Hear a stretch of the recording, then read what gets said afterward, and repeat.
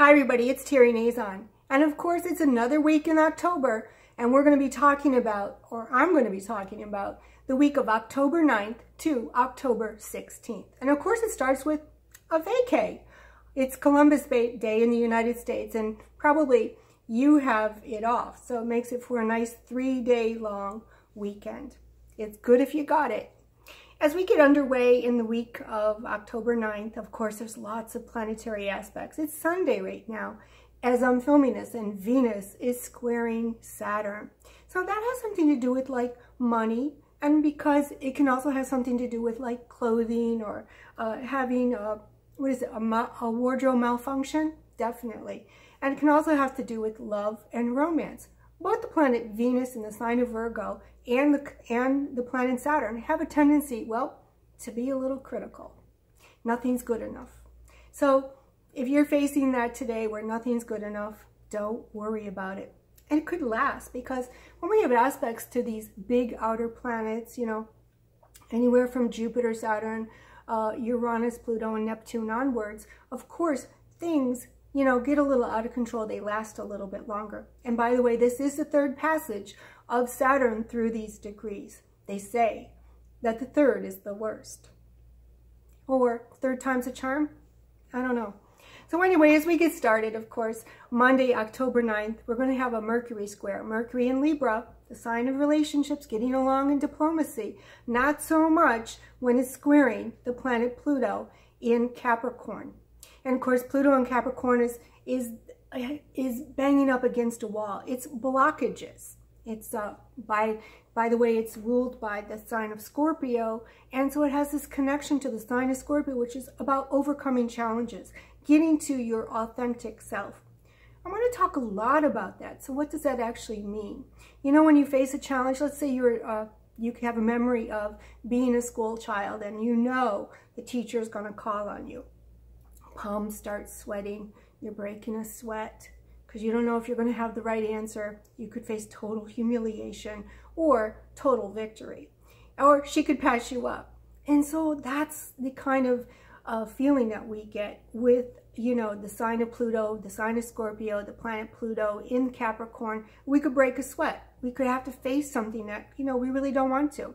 And so we start off the week with Mercury in Libra, and we know that Venus squared the planet Saturn, and it could be about a relationship, something that you have to face. And we know that things are getting a little racy out there, a little passionate, because both Venus and Mars have gotten together. And so we know that people could be looking to pair up as the weather gets a little bit colder, or if you're in Australia, a little warmer, right? Let's move on. The sun is in the sign of Libra, another relationship aspect, and it too will square the planet Pluto, running into that same brick wall. So the sign of Pluto, the planet Pluto in the sign of Capricorn can also be very fussy, very picky, and it's definitely says no. No way, it's not going to happen. And so we have two aspects starting our week that say it's not happening, or there's some resistance there. So maybe you're facing a relationship issue, and it doesn't have to be a romantic relationship issue. It could be a business partnership issue. It could be just somebody that you need to say yes, and maybe you're going to have to work a little harder. Let's see if we can find an aspect that helps us along. So the planet Jupiter is making a big ingress. That's a fancy astrology term for changing signs. And it's going to spend 13 months in the sign of Scorpio. This week is starting out with lots of Pluto energy and definitely Scorpio energy. What I love about this transit of Jupiter in the sign of Scorpio is that if you remember a few years back before Saturn entered Sagittarius, Saturn was in the sign of Scorpio, and it was a doozy. It was real tough because, again, we had that same Pluto in Capricorn element going on, which is resistance, blockages, you know. And when we're facing a Pluto issue, it can be like, throw in the towel, that's it, jump off the bridge, it's never going to happen for me, and we can get really disturbed and really defensive, or even like just feel like, you know, we can't surmount this obstacle.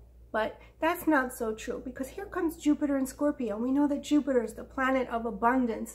It's the planet of largesse. It loves new experience. It's jovial. It's the Santa Claus of the zodiac, or so they say. And so now we have Jupiter in the sign of Scorpio, where just 3 to 4 years ago, Saturn was in the sign of Scorpio and said, no way, it was real difficult.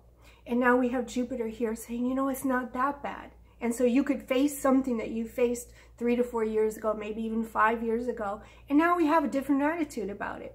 We know the sign of Scorpio rules M-O-N-E-Y, money, dollar signs and cash, money owed, money you owe, taxes, inheritances.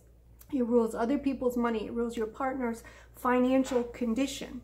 And so I've taken the liberty of showing you, printing it out. This is the symbol for Jupiter. So you need to find Jupiter in your natal birth chart.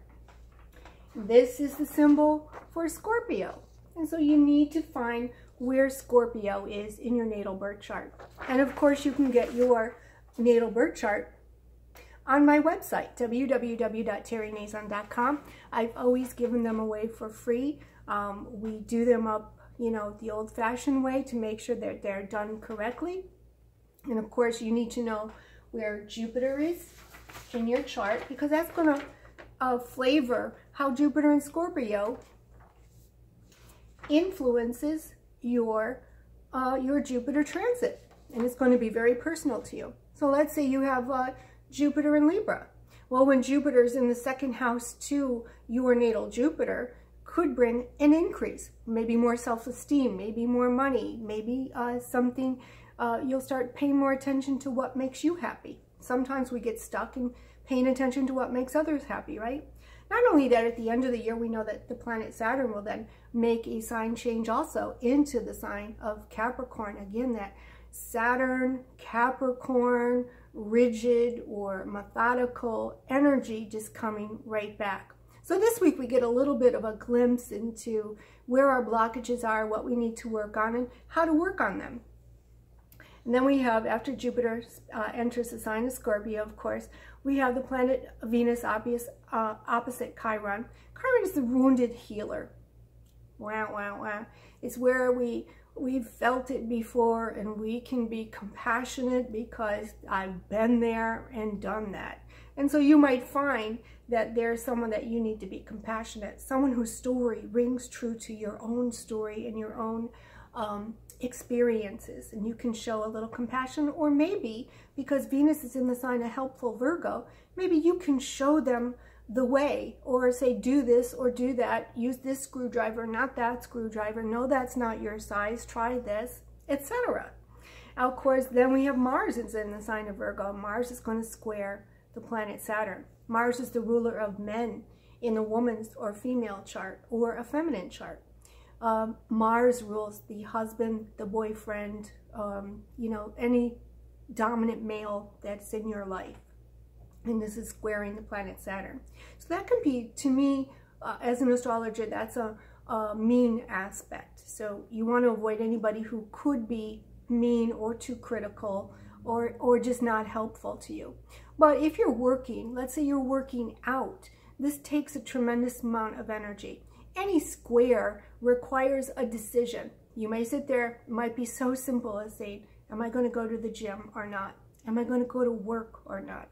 Am I going to put in 150%, or I'm just going to sit here and give 20%? And so this is a high energy square and requires you to meet it with as much energy, of course.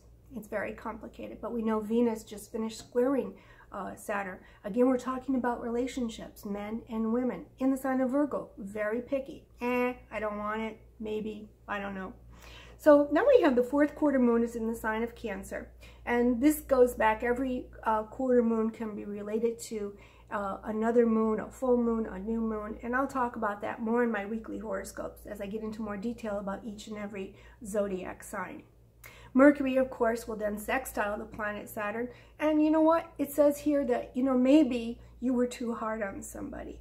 Maybe you didn't work it out enough. So this is an easy aspect and allows for some negotiation, some open communications.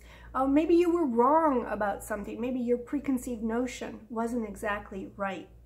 Then we have another ingress, fancy astrology term for moving into another sign, and it's Venus moving into her stronghold, which is the sign of Libra. Could it get any better?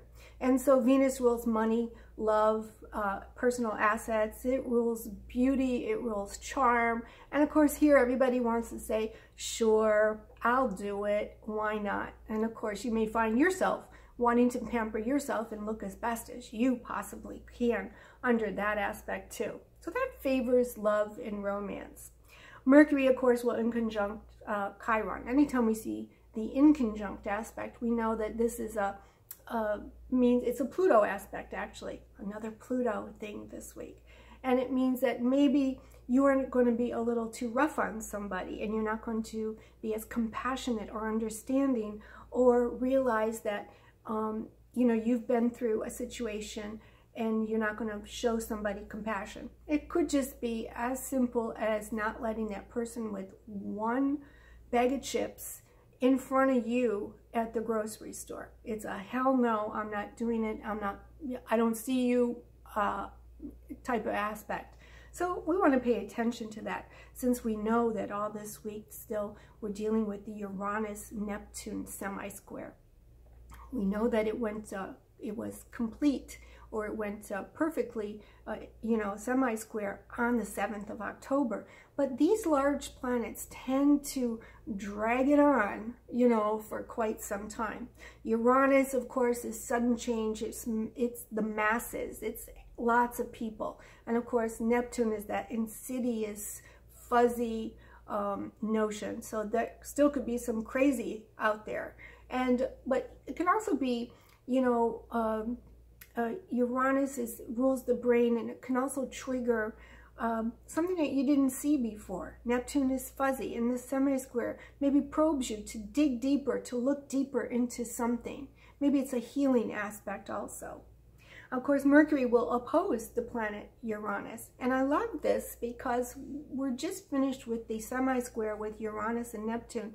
And here comes the information planet, the journalist of the zodiac, Mercury, in the sign of Libra, and has some questions for the planet Uranus. You know, what's going on here? And maybe you also have some questions for somebody too. We know that Mars, again, rules the man or the masculine around you, but it can also rule your job, your work, and Uranus rules large groups of people. Could just be getting shoved in a crowd. It could be just having lots of suitors. It could be a decision about a relationship that you make suddenly, unexpectedly. We know that when these planets get into the sign of Libra, one of the things is indecision. And so if you are a little indecisive, maybe that's going to poke you or prod you into making a very quick, very unexpected, not well thought out decision. We all do that. Of course, the weekends with, I don't know what that was. Of course, the weekends with the Sun sextile the planet Sagittarius, Saturn in Sagittarius, and of course, this is a very good aspect for having fun, finding romance, and of course, romance that's going to stick around, stay around, and of course, be or make you happy. Well, that's our week. And of course, I want you to get your free natal birth chart on my website, www.terrynazon.com. And also, remember that this is the symbol for Jupiter. You can't learn astrology if you don't memorize the symbols. And this is the sign of Scorpio. And so you're going to want to look for the sign of Scorpio in your free natal birth chart to see how the wonderful planet Jupiter is going to influence that. Maybe it's going to bring some healing to something that happened 3, 4, 5 years ago in your life. Remember, I'm always available for a consultation. You can book it online on my online scheduling app. You can get your free natal birth chart on my website. You can also download my free horoscope app. I'm getting ready to write my 2018 predictions, and of course, they're going to be available first on my horoscope app. Make it a great week, everybody.